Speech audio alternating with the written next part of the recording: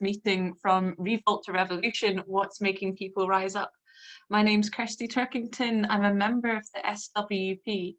Now, before this meeting begins, as people might be aware, we are running an online culture tent throughout this year's online Marxism festival in Scotland.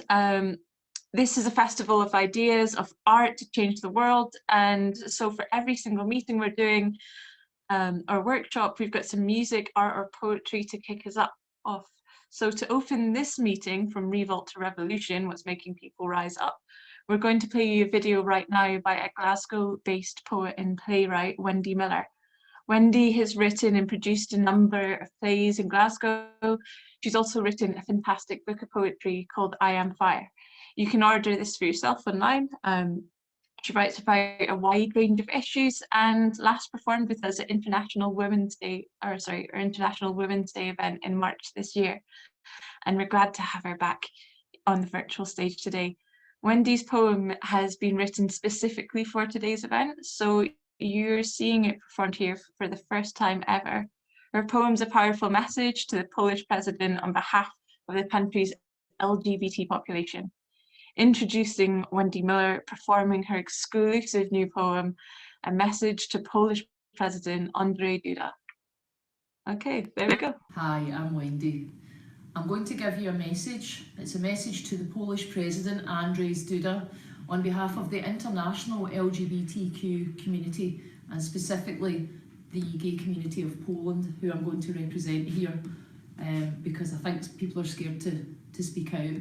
And also I've lived through a similar time in Scotland during Section 28. So, dear President Duda, come, take a seat at our table.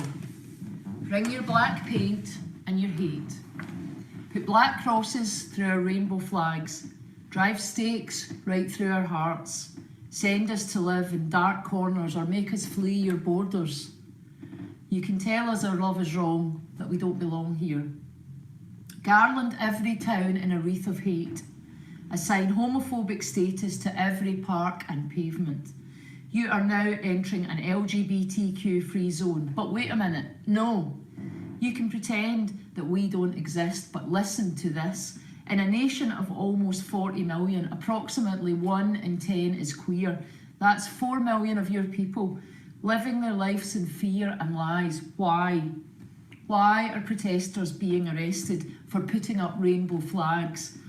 Verbal and physical assaults on our LGBTQ population. You are the father of this nation.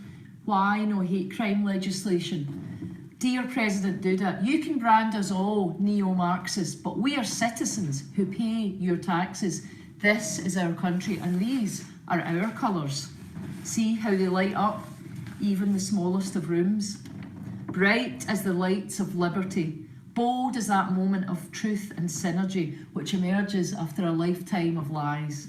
Proud as a nation whose children are gay, straight, bi, poly, trans, non-binary, intersex, tidy, quiet, late, kind, uptight, athletic, academic, scientific, terrific, industrious, illustrious, intelligent, incredible, individuals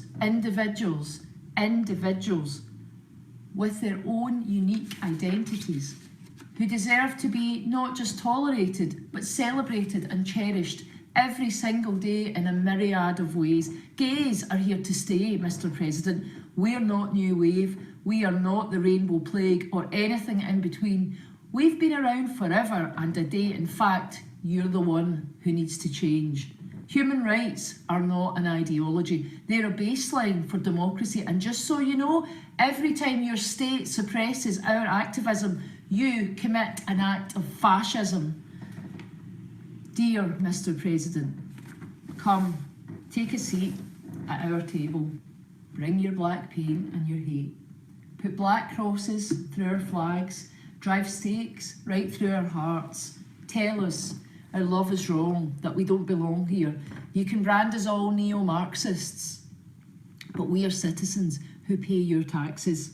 This is our country. These are our colours. See how they light up even the smallest of rooms. Bright as the lights of liberty, bold as that blinding moment of truth and synergy which emerges after a lifetime of lies. That was amazing, absolutely fantastic, and a perfect start to today's meeting, sort of putting the struggles faced by women in the LGBT communities into like a global context. If you'd like to hear more of Wendy, then you can find her on Facebook. You can also order yourself a copy of her book, I Am Fire. So many thanks once again to Wendy. Sticking with the theme, before we begin, we're going to have our contribution from Marta through a short video which she's prepared for us. She'll be back by the end of the session to take answers in the discussion part. Hello, hi. I'm very happy to be here with you, virtually, but still. My name is Marta. I'm the member of the International Socialists in the Netherlands, but due to COVID situation, I moved to my hometown in Poland, and that's why I can't be an eyewitness of women's strike movement in Poland. So to provide you a short introduction, on October 22, so-called Constitutional Tribunal introduced a ruling to make abortion illegal in cases involving severe and irreversible fetal defects. So regarding the situation of abortion law and unwillingness of doctors to make the abortion, it's de facto a ban on abortion. It was a main trigger for people took to the streets. First, the demands was just to cancel this verdict, but then it moved to women's rights demands and to legalization of abortion up to 14 weeks to ultimately end up as the anti-governmental movement. At first, demonstrations were really peaceful, but then the police got commands to clock up protesters and to use gas. And cops take actions based on newly introduced and clearly unconstitutional provisions. De facto are in conflict with freedom of assembly. But this what I want to draw your attention to is not police brutality, because it happens everywhere, and it's like just the characteristic of the police protecting interests of the ruling class. This what I would like to tell you more about is how those demonstrations, how this movement changed our society. So first of all, it exposed to many weaknesses of the capitalism and the democracy in the capitalistic state. Like the government was democratically elected, but it shows how fragile is the democracy and how it protects interests of the ruling class when the means of power are owned by the ruling class. So it was so easy to manipulate people by the propaganda to make them vote against their own interest, and like many of those who voted for Law and Justice Party now are on the streets and protest against them. Another thing to point out is that government find the way to break the constitution, but without doing so openly. So the fact of having constitution and having rights, fundamental human rights written down in the constitution is not enough to have those rights guaranteed. And for me, it's truly terrifying. But look, here comes the answer, and the answer is a street movement. It was the very popular motto of those demonstrations. When my state does not protect me, I myself will protect my sisters. The thing I'm the most happy about is that people start to see the lies of the government, of the authorities, the trust to the police dropped drastically by 20%. And the same applies to the mass media.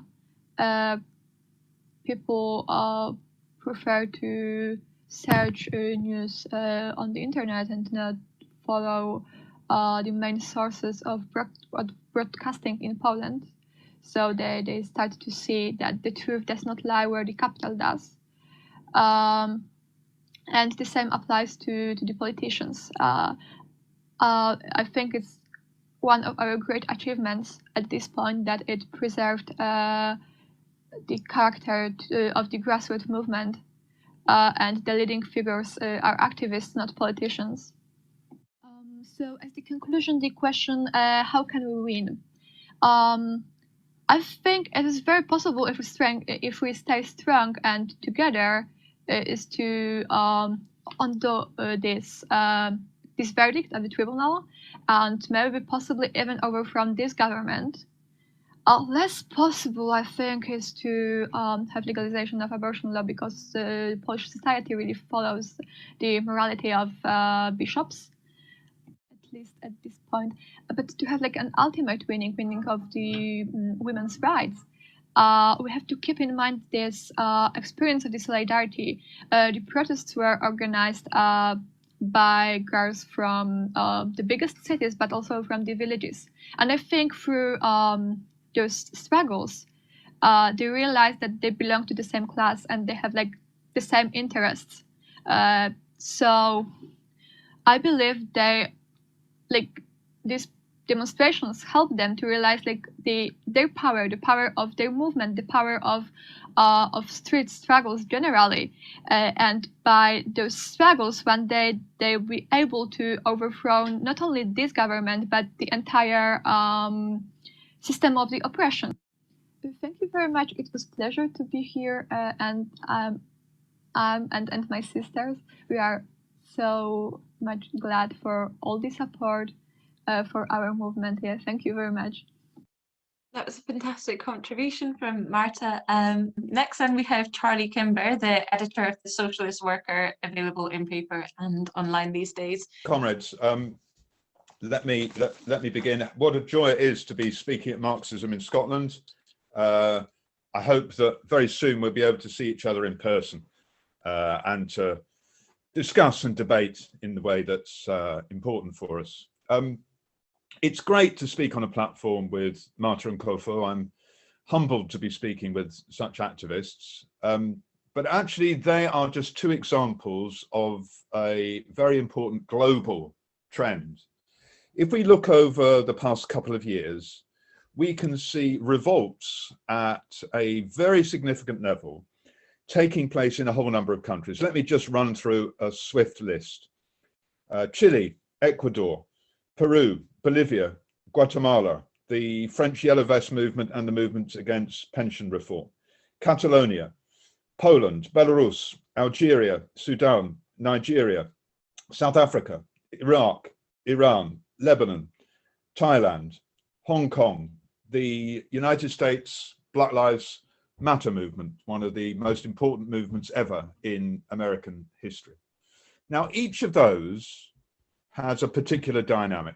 Each of them has a particular trigger point. Each of them has a different history.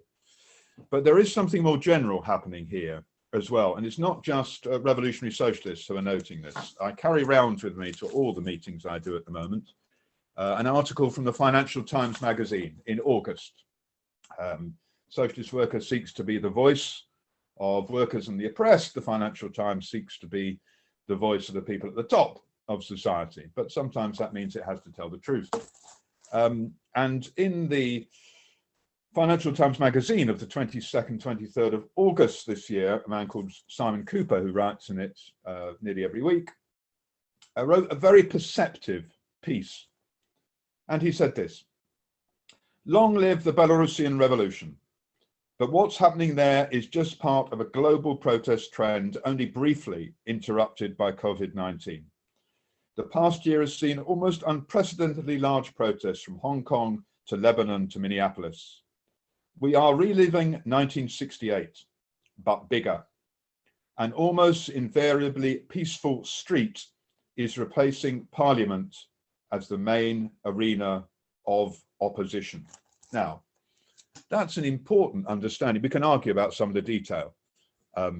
Is it 68 quite in the same way? We haven't yet seen the mass strike, the equivalent of the French May events, the biggest general strike in history up to that point. But I think it's pointing to a very, very important issue, which is that globally, we are seeing an outburst of revolt, and that at the beginning of the COVID pandemic, the virus acted as a deadening blanket on protest, but now it's an accelerant.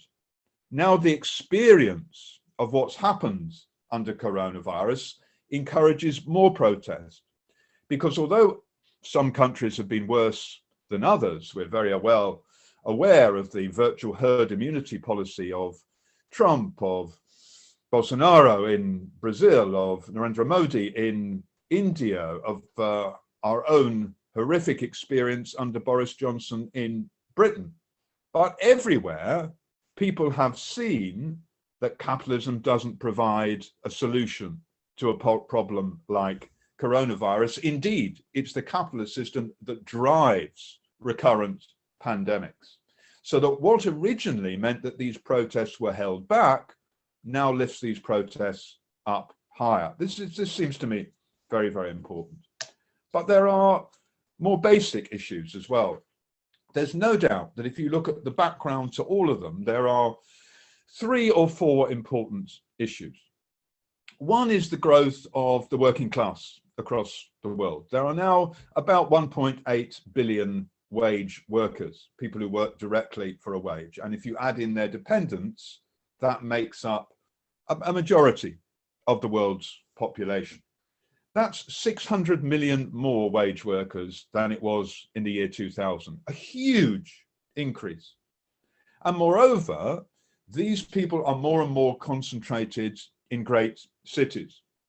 The urban share of the world's population has, over the last 20 years, risen from 47% to 56% of the world's population. So we have a much bigger working class concentrated in great cities.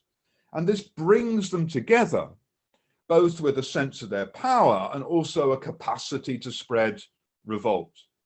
So that at a time when capitalism doesn't offer a way forward, you have this powder keg of working class resistance. The youth of many of these revolts is very clear as well. You know, in sub-Saharan Africa, 20% of the population are aged between 15 and 24. 1 in 5 are therefore these people who are coming to adulthood with very few prospects of a decent job or a decent future.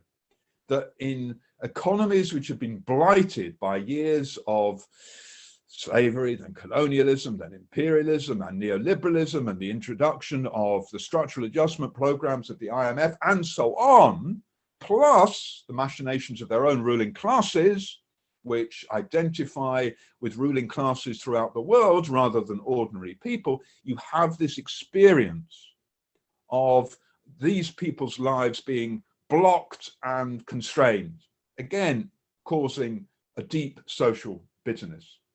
Combined with inequality. Inequality is a very strong element in all of the revolts I've been talking about. A sense that not everybody is suffering, not everybody is facing the same demands, but that there is a small group of people who are at the top of society who are enriching themselves while the rest of us suffer. Let me take the example of Chile. 10 Chilean billionaires have assets worth 16% of the gross domestic product of Chile. The Economist's columnist wrote recently, some years ago, I attended a drinks party of about 60 people in Santiago. A friend whispered in my ear, you realize that half of Chile's GDP is in this room. This sense of a tight-knit group of people who are enriching themselves massively while many, many people are reduced to the level of unemployment, to being on the verge of starvation, of very poor housing and so on. This is a very, very friable tilth for resistance, a sense that this is a group of people who are going to fight back. And this is intensified by what you might call cycles of repression, that people rise up, the ruling class panics and turns towards repression by the cops, by sections of the army and so on. This repression then leads to further waves of resistance. You can see this very clearly in Chile. You can see it, I hope Kofo will be able to speak about, in Nigeria, that you have this movement that starts against police violence and then is met not by concessions, but by even worse police violence and the introduction of paramilitary forces that massacre people and so on, leading to further waves of revolt. So I think this is an important understanding of why this isn't just some ephemeral matter. It's not something that will be here for a while and then it will disappear again. No, these are long-term trends. And we know that the result as coronavirus continues will be that the working class across the world will be asked to pay the price in an even more profound way. We saw this in Britain this week, didn't we, with Rishi Sunak's spending review, which introduced, I know this doesn't apply directly in Scotland, but introduced public sector pay freeze, which indicated that the regime of austerity driven from Westminster was going to continue, and that will have an effect in Scotland because of the working out of the Barnett formula and so on. So very clearly, we're having these long-term trends which can only intensify. That's great. And none of us can feel anything except being inspired by this level of revolt. It reminds us that history can be driven from below, because surely one of the very interesting things about the examples I've spoken about is the vast majority have very little to do with the traditional social democratic parties, the Labour type parties, or the official trade union movements.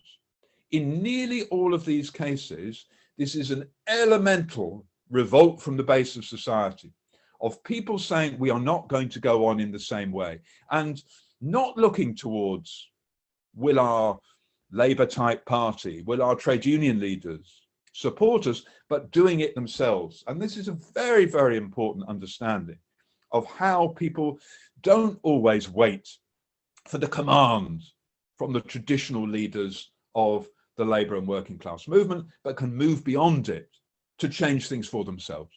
And we have to learn, it seems to be. One of the great debates surely in the British movement is the question of Labourism and the Labour Party, and of whether parties of a social democratic nature, or parties of the type of the Scottish National Party, whether they can bring the sort of change that we want. And our argument is that what the real root of transformation in society is action in the workplace and the streets, not inside Parliament. And surely these examples are showing this again and again. Right, 4 minutes left. This is the bit where it ain't so good, which is, how do these movements break through? What happens? You have a massive movement, you have hundreds of thousands on the streets, you may have strikes to back it up, but is it just about removing one or two people at the top of society, or is it about a fundamental transformation? Let me give an example that I'm familiar with, the example in Sudan. A huge movement which forced the military to remove Omar Bashir, the man who had ruled in Sudan for decades. And more than that, led to a mass outpouring of rank and file resistance, of popular movements, of incredible achievements of bringing people together, of creating new forms of working together and so on. Again, I'll turn to the Financial Times correspondent who was in Sudan at the time. One cannot know for sure what Russia felt like in 1917 as the Tsar was being toppled, or France in 1871 in the heady idealistic days of the Paris Commune. But it must have felt something like Khartoum in April 2019. Now, I think there's a level of truth in that. There's a level of truth of that sense of we are going to overturn everything. But the trouble is that great movement was channeled into the methods of negotiation and of deals and compromise and concession with the existing ruling order. So, yes, Omar Bashir was removed. But what exists now in Sudan is, yes, it's good that Bashir has been removed. There have been some other very important reforms, particularly around the question of women's rights, for example. Women were very, very prominent inside the Sudanese revolutions. Great things have moved on from the situation that existed before. But who really rules inside that society is still essentially the same political elite, and in particular, the same economic elite. And this is the question that faces all of these great revolts, just as it faced 10 years ago, almost exactly 10 years ago. The movement in Egypt, that you'll remember, tore down the regime of Hosni Mubarak that saw immense initiative from the base of society, but still allowed the old ruling order to survive. And our argument is this: we learn and are inspired by all the incredible examples that I've spoken about, because they are the result of long-term systemic issues. They will continue to see revolts break out again and again. But the question is whether there is organization to move beyond simply talking about moving one or two people at the top of society, and to construct alternative forms of democratic organization of workers and the poor and the oppressed, which can offer an alternative to the way that society is driven by capitalist priorities and capitalist profit motivations. And instead to start talking about a society based on people's needs and about the possibility of transformation towards socialism. And that requires both organization on a mass scale amongst working class people, the poor and the oppressed, but it also demands revolutionary organization at the center of those movements. And therefore, what we learn is to be inspired, but also to think about how we can play our part in developing that revolutionary organization across the world. Thank you very much. Thank you so much, Charlie. We have Kofo back in the room. Kofo Beckley is from the Socialist Workers' League in Lagos, Nigeria. So we'll just hand over the mic to her. Thank you, Christy. Sorry, I have to apologize. I had some little problem with my network coverage here. So I am to speak on from revolt to revolution, what's making people rise. But let me just start by letting you know that we saw in Nigeria the employment and sponsor of hoodlums, the army, and other bloodthirsty agents who try to forcefully end and disperse peaceful protests against what we call continuing police brutality. And in the process, lives were lost, many got injured, and some are still missing. This gross violation of human rights through attacks on critics and peaceful agitators, one can say, is born out of undemocratic and oppressive tendencies of a tyrannical regime. That's the regime of retired General Muhammadu Buhari. Now, this regime is known for taking rash repressive measures against dissenting voices. Statemented cases of police misconduct, including false arrests and imprisonment, torture, extrajudicial ill treatments, committed by officers of Nigeria's Special Anti-Robbery Squad, that's what we call SARS, prompted youths across the country to seek an end to such culture of impunity through the End SARS protests. Now, the SARS is a police unit tasked with prevention and combat of violence and robbery. But it's over time became known with notorious extortion and extrajudicial killings. And that's why it's the reason, the End SARS protests began something like a mere revolt against an infamous police unit in the country. Now, for 13 consecutive days, that's from 7th to October, 7th October to 20th, young people took to the streets of Nigeria to demand an end to this Special Anti-Robbery Squad, that's the SARS. But being an insensitive regime, which is characterized by bad governance, the irresponsive leaders of Africa's most populous nation. Now, when I say that, I'm sure you know that I'm talking about Nigeria. So this leadership, this government that we have, the incumbents, do you know what they did? They allowed what started as an agitation by a few persons who converged first on Lagos and Abuja police headquarters, grow into something like a revival of mass actions by youths in the several thousands across the country.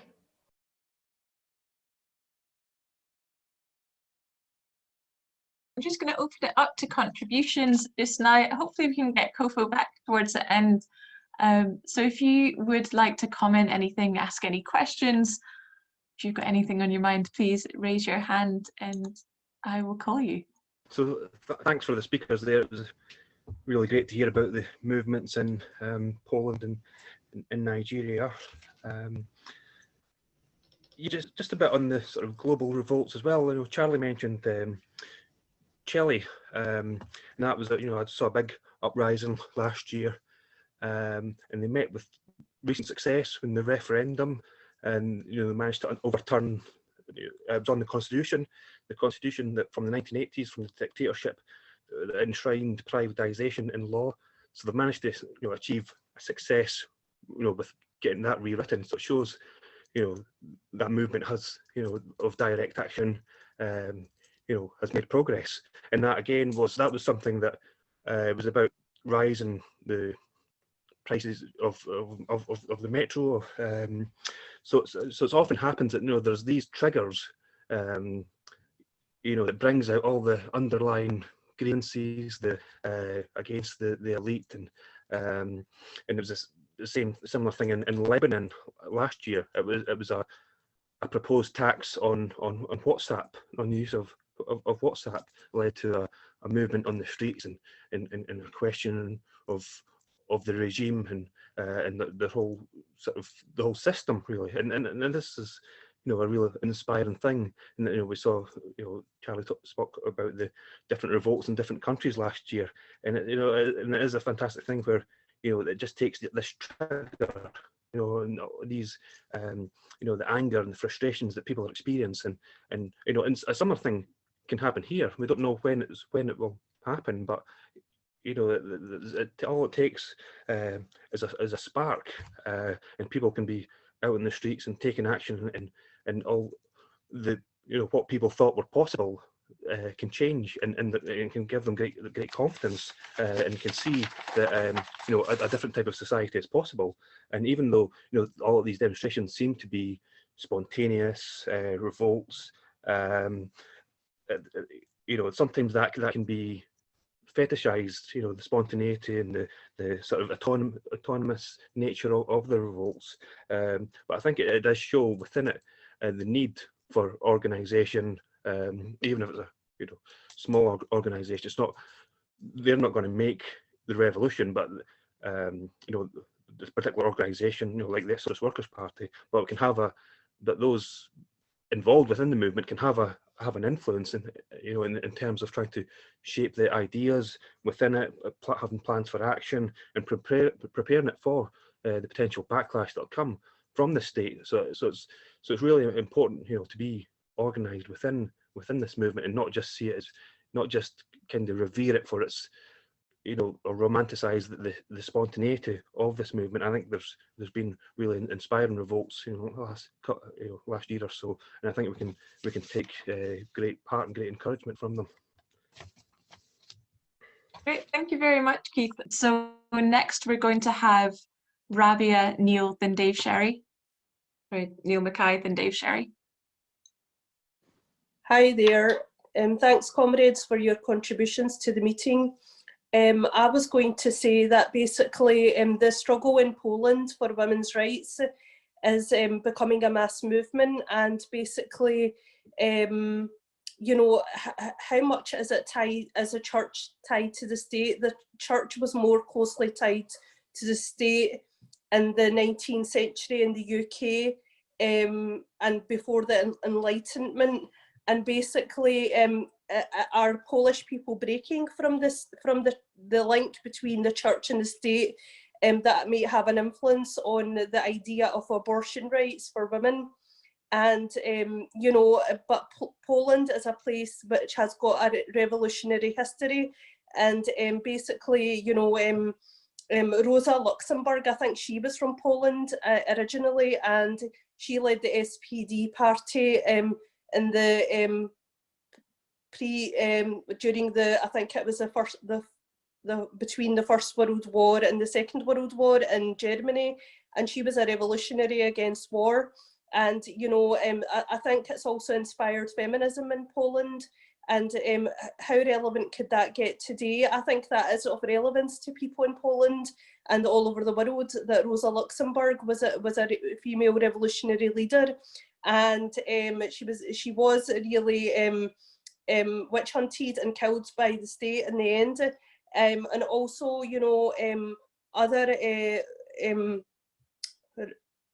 basically the Warsaw Ghetto during the Second World War was a revolutionary time for Jewish people, but also workers in Poland that wanted to oppose the Nazis and fight against them.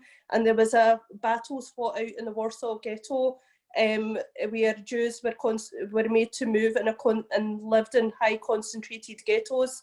And basically there was street battles, resistance, there was secret meetings built up. So that must have an influence on the revolutionary nature of a movement in Poland. And I just want to know from the meeting, people who spoke to introduce the meeting, that what do you think of these, and are they having an impact in the current movement in Poland?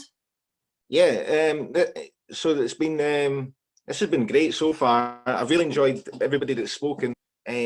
Charlie Kimber's words were very inspirational. It was really good to hear that global view, and looking at it like that and seeing the waves of these things and how they keep going and they're sustainable. But in Scotland, certainly, since 2014, there's been an active revolt against the British state, against Westminster rule. We've all under one banner. So I'm the national organiser, all under one banner. And we've been sustained street activity since 2014 across Scotland every year. This year we had to postpone the events because of COVID.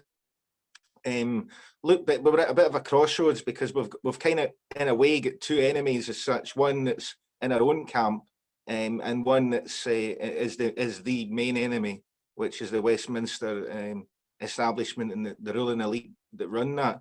But when I say in our own camp, we've got a very lackluster and apathetic SNP that isn't wanting to push things. That in a lot of ways they appear to be in line with the British state, and so we're at a crossroads of how we in one hand resist Westminster, but at the same point we push the SNP to follow through with plans for another referendum. So we've got kind of two fronts there. From our perspective, we're going to ramp up the campaign in the new year. The mass demonstrations will be going back on the street. There's no ifs or doubts about that. And they may have COVID legislation, but COVID is not the only threat that we face. We have to take this out there, and really put pressure on the SNP to deliver a referendum. If they don't, then I think the next stage up if we're talking about revolt and revolution, it would have to be more focused, more organised civil disobedience actions across Scotland to really escalate this. And really, I suppose, I think the bottom line in hearing everybody today is that we have to be prepared to fight them all the way. You know, we have to be prepared to fight, basically. And I think that's what it boils down to, because yeah, you can have wave after wave after wave, but really it's about seizing control, and that's what a revolution is. It's taking over the, you know, and for the good. So how are we going to do that? With sticks and stones, or with street protests? Hopefully it would be nice to do it democratically, but I think personally, you know, we have to be prepared, and we don't want to end up in a position where any movement where you're up against a brick wall and you've got no way to go. You need to be prepared. You need to have that infrastructure, the contacts in place, and certainly I'm looking to develop that in Scotland. So thank you very much. Thanks, Neil. Dave, next. Neil's point about how we do it, it's democracy, but it's mass democracy, it's workers' power. I mean, one of the great things about what's happening in Poland is it's a fantastic inspiration to our comrades in America who will be fighting, no doubt, under Biden to protect women's rights, and particularly abortion rights that are under attack and being denied in the States. So the international impact of that's quite important. The other thing I wanted to mention, Charlie Kimber quite rightly in his introduction referred to the Financial Times of all publications, referring today to the relevance of the 1917 Russian Revolution, how he talked about these revolts around the globe give a scent of that. And I think that's important as well, because what you have to remember, that Russia was the first place where workers actually took power and had a workers' government for a brief period. But it was in a country where there was only 5 million workers and a population of 160 million. And that partly explains the isolation and defeat of the Russian Revolution. The world we live in today is much different. People heard Charlie talking about the size. I mean, there are more people in the global cities in China than there were in Russia, in Russian working class. The world working class is enormous, much, much bigger than it was in Lenin's day or in the days of the Russian Revolution. And yet there was an international crisis in Europe in the wake of 1917 because of the prospect of a European revolution. So these things don't happen automatically, but revolutions happen, whether we want them or not. The problem is organisation, of course, but it gives us fantastic hope and inspiration. And to finish on Neil's point, Scotland modestly is part of that movement. I think you can't separate it from the discontent, the global discontent about how people are being treated, particularly in the last few years, particularly with this crisis, particularly with the recession. It impacts in different parts of the world in different ways, but it impacts here as much as it does in other places. Thank you, Dave. We've got a question in the chat box from Lynn asking what makes these revolutions new, the focus, the extent, or the timing. We're going to take a few more questions as well from Charlotte, Giles and Kyle, starting off with Charlotte. Excellent. Yeah. What I wanted to say was that these new movements that are appearing everywhere in the world are not led by the mainstream. They are not led by the existing organisations. And I think that we are also in that position within Scotland as well.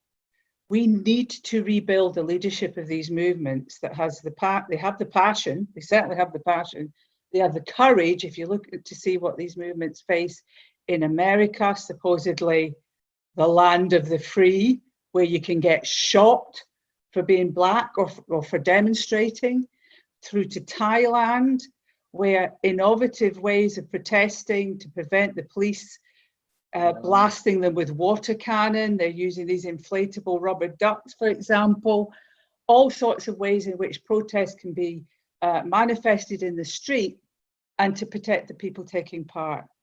And nothing succeeds like success. And if you sit and wait for the leaders, the existing leaders of this movement, we will not get success. This is true of the SNP. It's true of the trade union leaders all over the world. And it's true of, well, the British Labour Party isn't leading anything at the moment, and doesn't seem that it's going to. And we know that there are millions of people in the world who have been, having been let down by these existing parties, can look elsewhere. I think that some of the people who are turning up on these anti-lockdown demonstrations are looking for something to protest about, albeit they're being headed in the wrong direction. But we also have the possibility that people can turn to the right even more viciously than they already are. Now, we have more or less contained that in this country, but this is still a threat. The threat of the fascist right is still there. And you can see that in America, how very quickly that very tense, polarized situation can turn.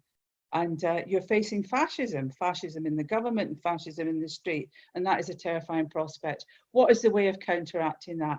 The mass movement from below, led by the grassroots people, in which there is a foment of political argument. We shouldn't be afraid of political argument, but I fundamentally believe that if the ideas that of socialism don't come to the fore and the interests of the working class don't come to the fore in that movement will fail.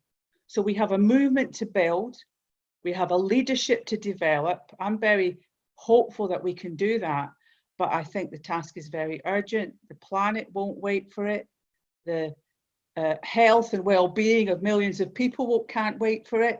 We need action now. And the more that people can get into these debates and into the streets and organize on a small or big scale, that's how we put the pressure on. Power concedes nothing without a fight. This is an entrenched ruling class. They don't see a way out at the moment. That's why they're turning the police and the army on their own people. Way to fight that is an organized, united working class in a movement to defeat capitalism. And we're seeing the beginnings of that everywhere. So I'm very hopeful about the future. Great. Thank you, Charlotte. Next we've got Giles. I want to say something briefly about Thailand. On the one hand, there have been tremendous steps forward in the protest movement, 100,000 on the street, comparable with 1973, which was the equivalent to the 1968 movement in Thailand. There's been fantastic role of young people, especially women, in leading the movement and spreading the demands to GLBT demands and demands for abortion rights, because it's difficult to get an abortion in Thailand. And another great leap forward is the criticism of the monarchy, which is protected by draconian laws. Criticism of the monarchy has been added to demands that the military prime minister step down and new constitution be drafted. But unfortunately, there are also downsides. The weakness of the left means that there are not enough people arguing for strike action, and you need strike action to make the country ungovernable. So instead of organizing strikes, the protesters are using inflatable ducks in a symbolic protest, but that's not going to bring the government down. And what's worrying is that the whole thing could end up with some shoddy parliamentary compromise with a few amendments of the constitution. And at the same time, the protest leaders are facing serious charges, and there doesn't seem to be, at this point, a strategy to deal with these charges, and they could, the leaders could end up being isolated and spending a long time in prison. Thanks. Thank you very much, Giles. And Kyle. Yeah, I think the point Charlotte made was really good about the urgency of it. I mean, in the last 10 years alone, I'm quite young compared to some of the people in this room, but in the last 10 years alone, we've seen a lot of struggle throughout the world, which has been really promising. We've seen the Arab Spring back in 2011, which brought some good results, not nearly far enough, but it was quite inspiring for a lot of people at the time. We've seen the Black Lives Matter thing, we've seen the climate change movement and Extinction Rebellion. We've seen a lot of struggle, which has really been good and promising. I think, I mean, I've said it before, but there is a song by Louis Armstrong, like "We Have All the Time in the World," which is from a really good James Bond film. We don't have all the time in the world. I mean, we won't have a world to live in if things don't change, and that's a fact. And I don't think it's good enough just for people to say, well, I don't agree with this. I think what's happening is wrong. I think, well, you could think that all you like, great if you think that, but it's not enough. You have to do something about it. And you can't be neutral on a moving train.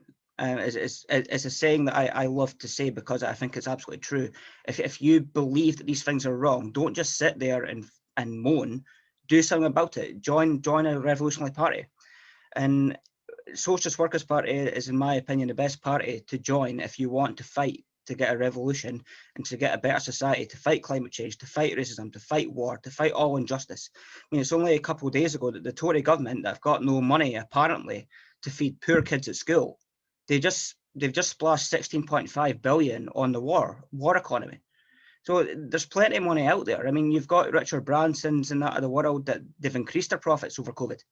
And again, it's the rich and powerful are not dying of COVID. Well, I'm not saying that they're not affected, right? But they're not the ones that are working on the front line. So when they're telling people to go to school and stuff like that, they're putting our health, working class people's health, for their profits. That's what they're doing. It's not them that are getting affected by this, not nearly as much as what working class people are. If you're not a member, I would really urge you to join, or at least tell your friends and family and that know more about us, because we've got a world, we need to fight, we need to struggle. It's a world we can win, but we're only going to win that with cooperation and everyone joining in. And there's, as Charlie Kimber said, I think there's 1.8 billion wage workers in the world now, out of a population of 7.5 billion, I believe, something like that. That's the most that there's ever been. And I think there's 7 people in the world that have got 50% of the world's resources and wealth. That actually makes it easy. In many ways, that actually makes it easy for socialists. What we need to do as socialists, we need to mobilize those 1.8 billion people against the 7 richest, greediest people in the world, mobilize it and take the money from them, which they've stole anyway. They've pillaged it, plundered it from places, exploited people for it. Take the money from them and spread it in a democratically sustainable way across the world. Make sure that none of this happens ever again, where people are exploited for greed. Thank you very much, Kyle. Next, we're going to have Hannah, Bob, and Charlie Douthwaite. So, Hannah, there you go. Just really wanted to echo what other speakers have already said. History shows us that revolts happen in times of crisis and pandemics. To use largely Anglo examples, the Peasants' Revolt in 1381 took place after the Black Death. It's been vastly underestimated how nearly successful that was. The Archbishop of Canterbury was beheaded. Wat Tyler and other leaders met with the young and weak King Richard III. Really nearly successful. Chartists were active during the Corn Laws after decades of harsh conditions, workhouses and wars. These revolutionary women and men came very close. They swelled up quickly, these movements swelled up quickly, but they were very organised and they were incorporative. And like Charlotte, I'm hopeful. We have speakers here today discussing Nigeria, Poland, connecting oppressive police with oppressive state control and women's rights. So echoing again, we're moving in the right direction. What a positive day and what a positive discussion. Thank you, everyone. Thank you. Then Bob. Within the socialist movement, I think there's an ongoing debate about reform or revolution. Whether how we're going to bring about a better society. Either we fight for a revolution or we legislate through Parliament.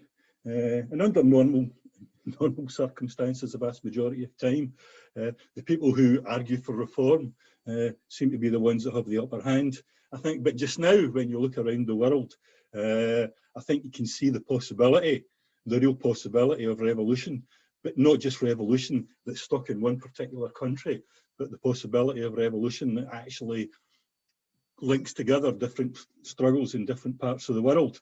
I mean, they have different starting points, but at the end of the day, capitalism forces people into revolt one way or another. And therefore, it's important, I think, that people like ourselves use this opportunity to actually point out that it is possible to have a revolution, and it is possible to have a revolution that's internationally based, that goes beyond specific demands in specific countries. Even though it starts there, you know, we recognise that, you know, revolt doesn't start as an international revolution, but it starts off as a revolt in a particular country at a particular time with particular demands. But it's the job of socialists, I think, to be able to point out the similarities that are going on throughout the world and link them together. So that's the first point I wanted to make. The second point is really a question, possibly for Charlie, because, I mean, Rosa Luxemburg has been mentioned today in Socialism or Barbarism as part of this particular festival. But she also wrote a really important pamphlet in 1906 called The Mass Strike, which was based on the experience of the Russian Revolution in 1905. There was two revolutions in Russia in 1905, which challenged the Tsarist state. That got knocked back, but then it laid the basis for the 1917 revolution. She talked about the mass strike, and she talked about how the struggle went from political demands to economic demands of workers, and how the two fed off each other, that workers were able to raise political demands because they got the strength for fighting for economic demands. But I think one of the weaknesses we've got in the situation just now is the fact that it's largely political demands that are taking place. And it's really, how do we link together worker struggles with political demands? How do we get workers fighting both for economic demands? And there's plenty of things for us to fight around just now. If you look at the attacks that are ongoing in terms of workers' working conditions, benefits, etc.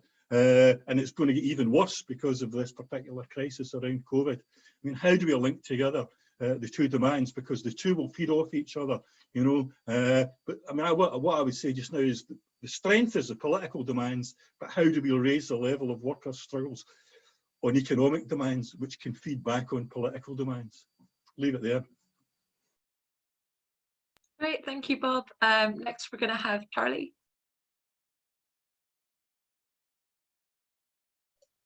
Hi everyone. Yeah, whenever the working class feel they've been downtrodden or oppressed by the ruling class, a revolt from below doesn't really come as any big surprise. And here's one example of this. During the miners' strike of 1984-85, the miners fought back against police oppression. Most notably was the Battle of Orgreave, which some ex-miners are still fighting for justice today. And another barrier the striking miners were up against was the lack of support from the Labour Party and the TUC. Had that been the case, I think it could have been a different outcome. Since then, successive governments have introduced more and more anti-trade union laws in order to suppress workers, because they know how powerful the working class is.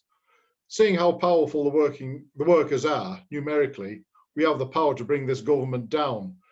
The problem is the ruling class will use any means at their disposal, like the police and the army, to protect their own interest. We, the workers, should be using our powers to change our society for a better world altogether, globally. Cheers, thank you, I'm done. Thanks, Charlie. The next person to speak, we've got Fu Wong. Muted now? Yeah, you're good to go now. I look forward to an independent Scotland so that an independent Scottish government can apologise to the Chinese people for the actions of Murray MacLehose. Murray MacLehose was the longest serving governor of Hong Kong. And in response to the 1967 riots in Hong Kong against British rule, Murray MacLehose instituted a program of reforms in order, and declassified documents have shown this, in order to divide the Chinese people and to demonstrate that Hong Kong was better than China. When we talk about workers' unity, it's not something abstract. You would have read about struggles in China. And I would just like to point out to you that Chinese students in China itself have moved immensely forward. They have moved forward from the Maoist slogan of to the countryside, to the villages. They have gone on to, say, to the enterprises, to the factories. And you may have read, of certain, terrible consequences they did when they went to the factories to conscientize workers.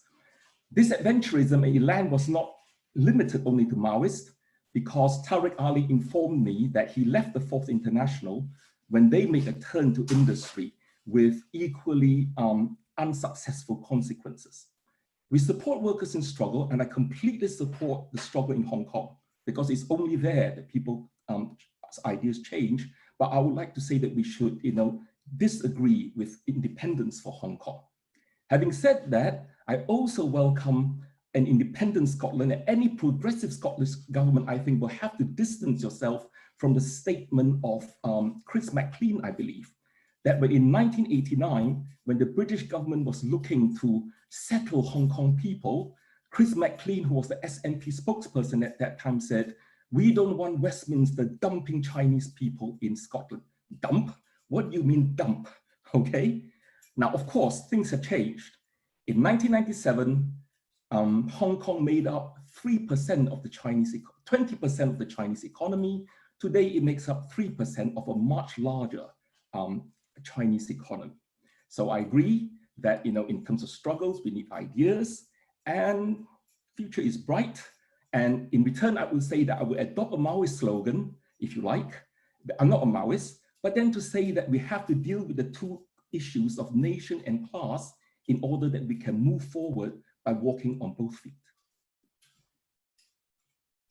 Great, thank you very much, Fu. Having an online conference is a double-edged sword. So on one hand, we can have speakers from all over the world, but on the other hand, it means occasionally like the internet drops and we lose them. So unfortunately, Marta and Kofo are no longer with us in the chat. So I'm just going to hand over to Charlie to wrap up.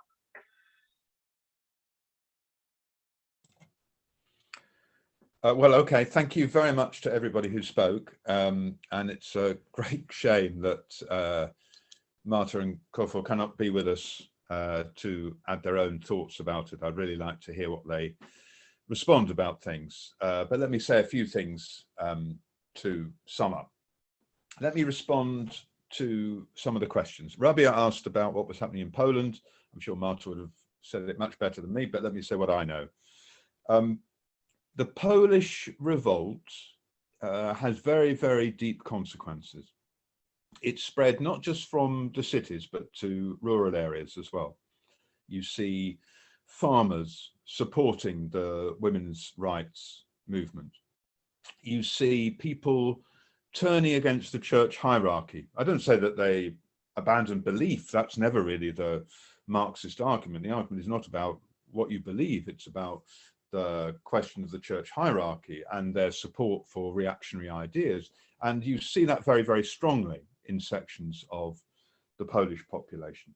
Perhaps most clearly, you see a diminution in support for very, very right-wing forces in Poland. So there's a demonstration every 11th of November, which is a Polish independence demonstration, which is traditionally a gathering of the right, but is generally led by fascists. It's not a fascist demonstration per se, but it is led by fascists. Generally, it is of tens of thousands of people. It's a very, very worrying event. This year, it didn't go away, but it was thousands of people rather than tens of thousands of people. That is a direct result of the women's movement in Poland. So you have a movement which is focused upon the question of abortion rights, but which raises all the other questions in Polish society. And that demonstration, the smallest in 10 years, is backed up by other factors. There's a group called the Confederacy, which is an alliance of fascists and extreme neoliberals, which in September was running at 8.2% in opinion polls. Today, it's running at 4% in opinion polls. It's lost half of its support. So you have a growing over from the question of women's rights to other questions in Polish society. This is incredibly inspiring, it seems to me. It shows how something that begins around one issue can spread into other issues. And this, I think, partly answers the point that Lynn raised in the chat about what's new about these movements. And it's a good question because, you know, there's lots of resistance and struggle goes on in society. The history of all hitherto existing societies, the history of class struggle, as Karl Marx and Friedrich Engels, born 200 years ago today, said. What's different? Well, I think one of the things that's different is the separation from the usual sources of resistance, the Social Democratic and Labour Party and trade unions.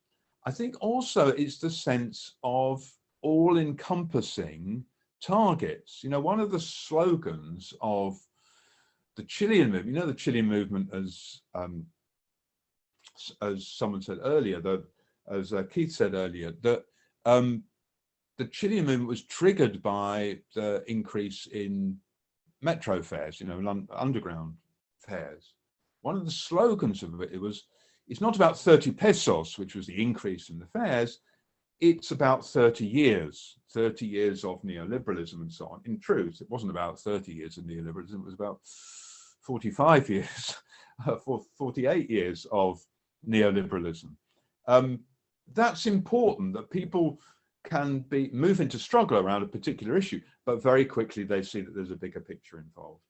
And I do think that's important. If you think about the demonstrations in Lebanon, they've been, yes, about the particular issues that have been raised by that horrific explosion and the incompetence and corruption of the government, but they've also drawn into question the whole way that Lebanese society is politically organized.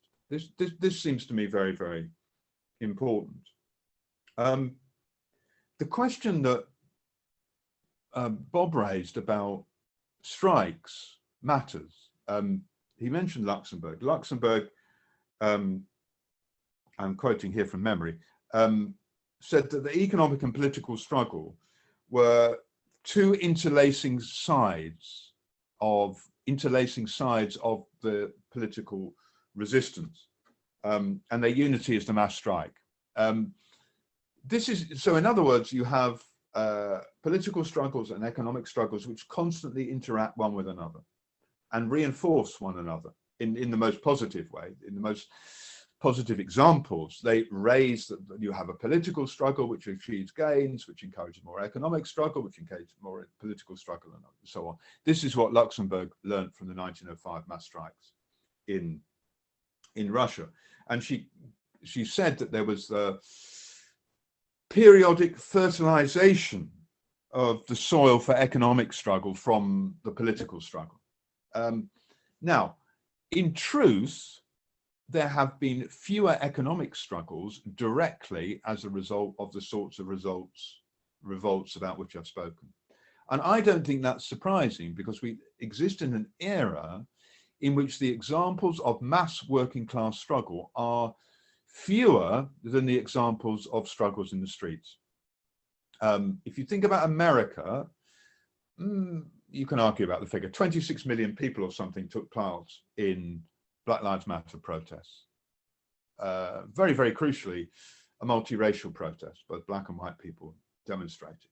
That's probably the biggest single movement in American history, and quite different to the ghetto struggles of the 80s, which were predominantly black struggles, or the struggles of the 60s. So, you know, we're seeing something different that's taking place. In general, although in America it's very, very important that there were the teachers' strikes, it was the first nationwide auto workers strike, the General Motors strike for 40 years, the walkouts during coronavirus. We haven't seen the mass workers struggle in quite the same way. Now, that doesn't mean that there won't be workers' struggles of that sort. And it doesn't mean that we should somehow say these struggles aren't important. They are incredibly important.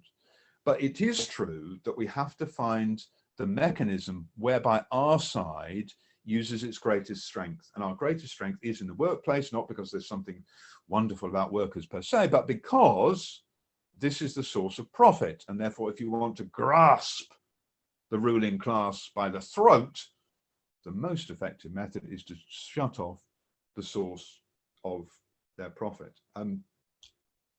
Last couple of points. Number one, Giles's contribution was very, very important because he stressed both how important it is, the movement in Thailand, how inspirational it is to see people, particularly women, taking part in the movement, but also how there needs to be as well a questioning of that movement about how far it's going to go in terms of engaging with working class struggle and whether the source of its resistance is going to be directed towards the system as a whole. And we need to hold two ideas in our head. One, it's fantastic what's happening around these revolts. But secondly, that we need to be realistic about how far they still need to go, because we don't need more examples of what happened in Egypt 10 years ago, where you have this extraordinary level of resistance, this extraordinary initiative from below, and yet all the old filth returns. And therefore, you know, we do have to talk about the lessons of the past, about the need for alternative sources of democracy and alternative sources of resistance based upon something that is different to the parliamentary system. So I think that was a very, very important contribution that Giles made around that. And I'm going to finish now.